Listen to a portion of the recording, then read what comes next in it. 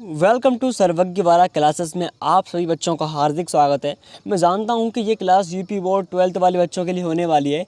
इसमें संस्कृत में मैं आपको सुभाष रत्नानी चैप्टर का पूरा हिंदी अनुवाद कराने वाला हूं। बहुत से बच्चे होते हैं जिन पर संस्कृत पढ़ना नहीं आती है और ना ही उसका हिंदी अनुवाद और साथ में संदर्भ लिखना आता है।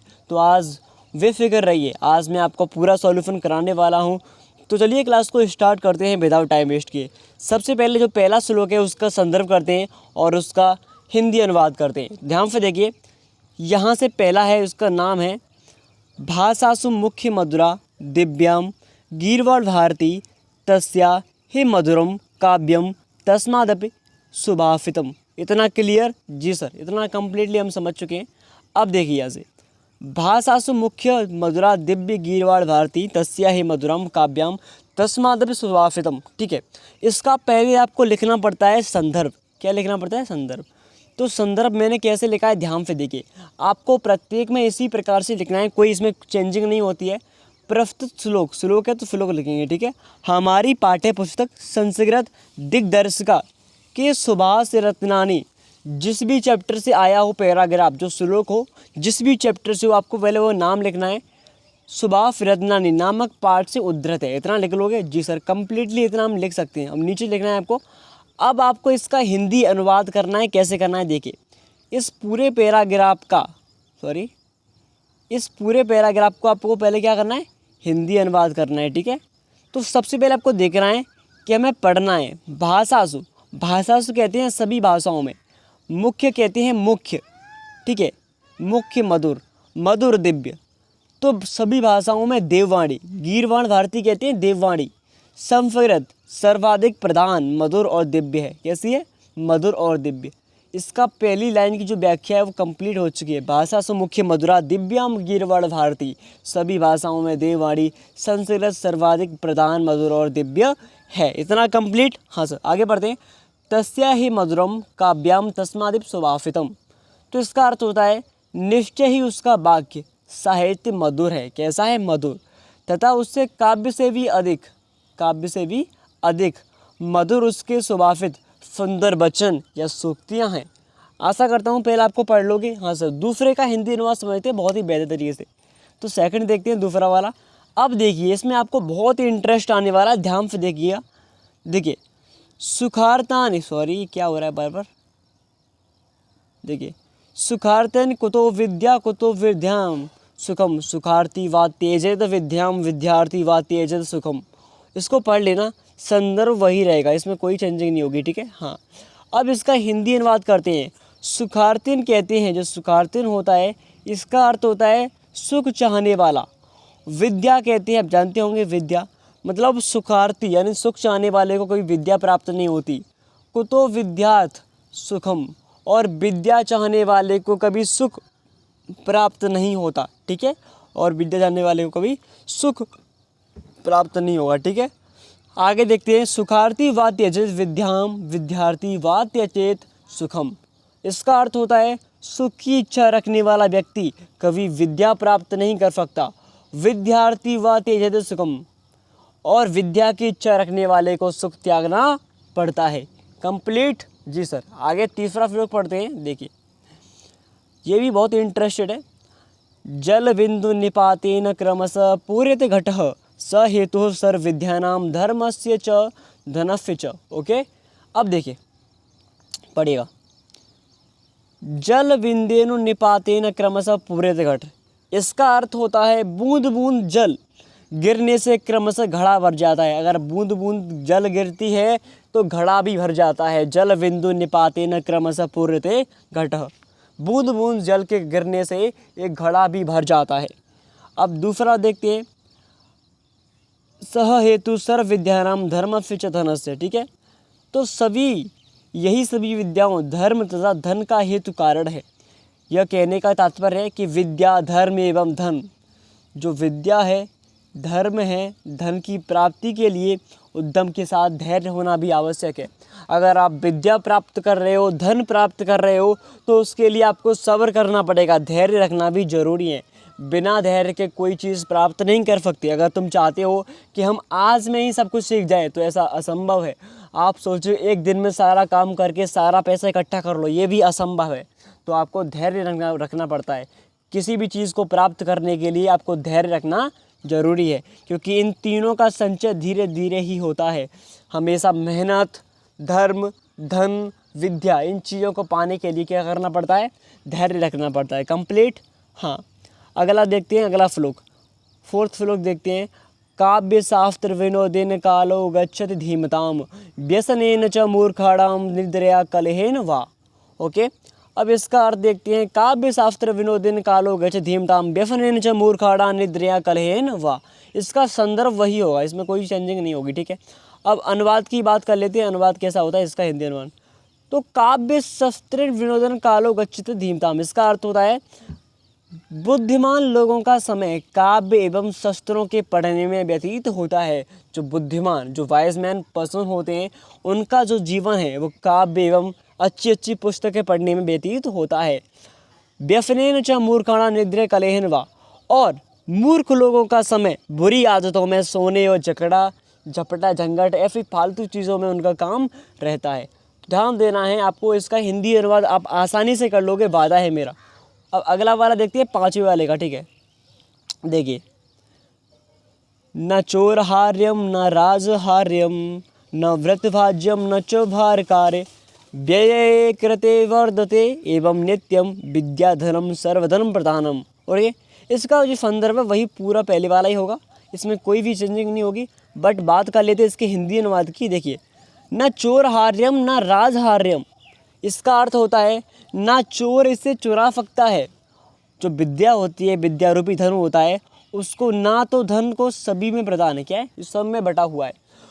इसे ना तो चोर चुरा सकता है, जो विद्या, न चोरहार्यम, इसको ना चोर चुरा सकता है, न च राजहार्यम, और ना ही राजा छीन सकता है। विद्या एकमात्र ऐसा धन है बच्चों, ना ही इसको चोर चुरा सकता है और ना ही इसको राजा इसमें से छीन सकता है। अच्छी बात है। इसको धन वगैरह होता है, उसमें से राजा टैक्स भी ले लेता है। आपने देखा जो मोदी है प्रधानमंत्री, अगर अधिक धन होने के कारण उस पर टैक्स लग जाता है, लेकिन आपकी विद्या अधिक होने पर कोई भी टैक्स नहीं लगता है। ध्यान देना है। ठीक है, आगे देखिए, न व्रत भाज्यम न च भारकार। व्रत भाज्यम कहते हैं इसमें से कोई भाई, जो ना भाई इसमें से बांट कर सकता है। ठीक है, व्रत भाज्यम, जो भ्रात भाज्यम होता है उसका अर्थ होता है ना भाई इसमें से बांट कर सकता है। एंड न च भारकारी, इसका अर्थ है और यह ना ही बोझ बनता है। ये किसी पैसे वैसे, मान लीजिए कोई धन है, उसकी तरह बोझ भी नहीं बनता है और इसे कोई भी नहीं चुरा सकता। विद्या एक सर्वप्रथम सबसे अच्छा धन है। ध्यान देना है आपको, विद्या रूपी धन। व्यये कृत वर्धते एवं नित्यम, यह कहने का तात्पर्य है कि व्यये कृते वर्धते एवं नित्यम, अन्य संपदाओं की भांति विद्या रूपी धन घटने वाला नहीं है। ठीक है, व्यय करते क्या हो रहा है, व्यय करते वर्ततम एवं नित्यम, आप इसको जितना खर्च करोगे ये उतना ही दिन रात बढ़ता जाएगा। ठीक है, विद्याधनम सर्वधनम प्रधानम, विद्याधन सबसे प्रधान है। इसे आप जितना खर्च करोगे ये उतनी ही लगातार स्पीड से बढ़ता जाएगा। यही सबसे अच्छा धन है। काम समझ चुके, आगे देखते हैं अगला वाला। ठीक है, विशेष देखिए, शास्त्र में अन्यत्र भी विद्या को श्रेष्ठ सिद्ध करते हुए कहा गया है, स्वदेशे पूज्यते राजा विद्वान सर्वत्र पूजते। ठीक है, सरस्वती के भंडार की बड़ी अपूर्व बात है, ज्यों खर्च त्यों तो बड़े, बिन खर्च घट जात। ठीक है, इसका हिंदी अनुवाद पढ़ लेते हैं। देखिए, अगला श्लोक वो उसका था पढ़ने वाला। ठीक, 6वां देखते हैं। परोचे कार्य हंतारम प्रचिच प्रियवादिनम वर्जयतादृशम मित्रम विषकुंभम पयोमुखम। ठीक है, इसका अर्थ देखते हैं।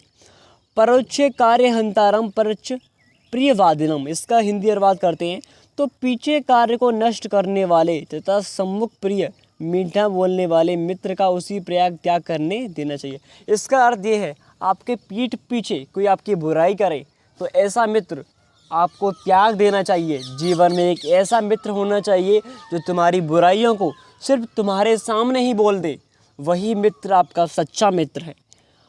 वर ये दृसम मित्र विषकुम पयोमुखम। ठीक है, इसका हिंदी अनुवाद करते हैं, सेकंड लाइन का। तो देखिए, जिस प्रकार मुख पर दूध लगे विष से भरे घड़े को छोड़ दिया जाता है, जैसे जैसे किसी व्यक्ति के अगर मुंह पे दूध पीता है जहरीला, तो वो क्या करता है, उसको भरे दूध को निगल देता है। उसी प्रकार से आपको एक ऐसा मित्र होना चाहिए जो आपके सम्मुख आपकी बुराइयों को प्रदर्शित करे। सिंपल। आगे देखते हैं 7वां श्लोक। उदेति सविता ताम्रस्त्राम एवा स्तुमेति च संपतो च विपत्तो च महता मेघ रूपता। ठीक है, इसका हिंदी में करते हैं। तो महान पुरुष संपत्ति, सुख एवं विभक्ति, दुख में उसी प्रकार एक समान रहते हैं। जो ग्रेट पर्सन होते हैं, महान आदमी, वो कभी भी हर परिस्थिति जो कंडीशन होती है, हर अवस्था में लड़ने की हिम्मत रखते हैं। तो आपको भी कभी घबराना नहीं है, चाहे कैसी भी क्रिटिकल कंडीशन क्यों ना आ जाए, आप बिल्कुल टूट क्यों ना जाए, फिर भी हिम्मत खड़ी करनी है आपको, परीक्षा फोड़नी है। चाहे कितने भी इमोशंस फीलिंग्स आए, बट आपको हारना नहीं है। तो महान पुरुष हमेशा, चाहे दुख हो चाहे सुख हो, हर परिस्थिति को झेलने की क्षमता रखते हैं। ठीक है। और उदयति सविता, सविता कहते हैं सूर्य, उदयति कहते हैं उदय। तो जब सूर्योदय के समय लाल रहता है, जो सूर्योदय होता है तब उसके ऐसा होता है, लाल ही होता है, हंस। ताम्रस्त्रम कहते हैं आम की तरह लाल। एवा स्तुतिम, और अस्त होने के समय भी, मतलब जब सुबह उदय होगा तब भी लाल रहता है, और जब अस्त होता है मतलब डूबता है तब भी रेड कलर का ही होता है। ठीक है। संपदो च विपता मेहता के अपरूपता। ठीक है, इसका अर्थ है, कहने का तात्पर्य है कि महान अर्थात ज्ञानी पुरुष को सुख दुख प्रभावित नहीं करते। जो महान पर्सन होते हैं, सुख दुख आते रहते हैं दुनिया में हर व्यक्ति के, तो वो बिल्कुल भी नहीं डरते। तो वह सुख में अत्यंत आनंद ही होते हैं और दुख में हतोत्साहित। हर पर्सन सुख में, जब इंसान सुखी होगा तो हमेशा वो खुश रहता है। लेकिन जब क्या होता है, जब इंसान दुखी होगा तो वो तो हताशा होगी, उसको दुख तो होगा ही ना। हाँ, अब नीचे पढ़ते हैं अगला श्लोक 8 नंबर का। विद्या विविदाय धनम मदाय शक्ति परेशा परिपीडनाय खुलस्विफादो विपरीत मेतु ज्ञानाय दानाय च रक्षणाय। ओके, इसका हिंदी अनुवाद करते हैं। विद्या विविदाय, दुष्ट व्यक्ति की विद्या वाद विवाद के लिए होती है। जो दुष्ट व्यक्ति होता है, घमंड करता है खुद पर, उसकी विद्या सिर्फ वाद विवाद, लड़ाई झगड़े में काम आती है। मदाय शक्ति परेशाय परिणाय, संपत्ति घमंड के लिए, शक्ति दूसरों को कष्ट पहुंचाने के लिए होती है। किसके लिए होती है? कष्ट पहुंचाने के लिए। ठीक है, हाँ सर, कष्ट पहुंचाने के लिए होती है। कहाँ गए भाई? यहाँ पर। ठीक है। और खुलस्य फादो विपरीत में तो ज्ञान दाना च रक्षणाय, इसके विपरीत सज्जन व्यक्ति के लिए विद्या ज्ञान के लिए, संपत्ति दान के लिए, शक्ति रक्षा के लिए होती है। समझ लेना आराम से, ध्यान से, कहीं भी भगने की जरूरत नहीं है आपको, धीरे धीरे पढ़िए आराम से। अगला देखिए। सहसा विद्यदीत न क्रिय मम विवेक परमा पदा पदम प्रडुते हे ब्रह्म से कारणा गुण लब्धा स्वयं पदा। ओके, इस पूरे का हम हिंदी ट्रांसलेशन करते हैं, संस्कृत ट्रांसलेशन। ठीक है, ध्यान से देखिए। अब यहाँ पे देखिए, इसका फंदर वही रहेगा। इसका अर्थ होता है सहसा विदित, मतलब बिना सोचे समझे कोई भी कार्य नहीं करना चाहिए। अगर आप कोई भी कार्य बिना सोचे समझे करते हो तो ये समझ लीजिए वो काम किसी काम के लायक नहीं है। सहसा विदित ना करिए मम विवेक परमा पदम पदम दृढ़। ठीक है, तो आपको कार्य सोच समझ के करना चाहिए। अज्ञान परम आपत्तियों घोर संकट का आश्रय, मतलब अज्ञान, बिना सोचे समझे फैसला लेना, ये बहुत ही अज्ञान लोगों का काम होता है।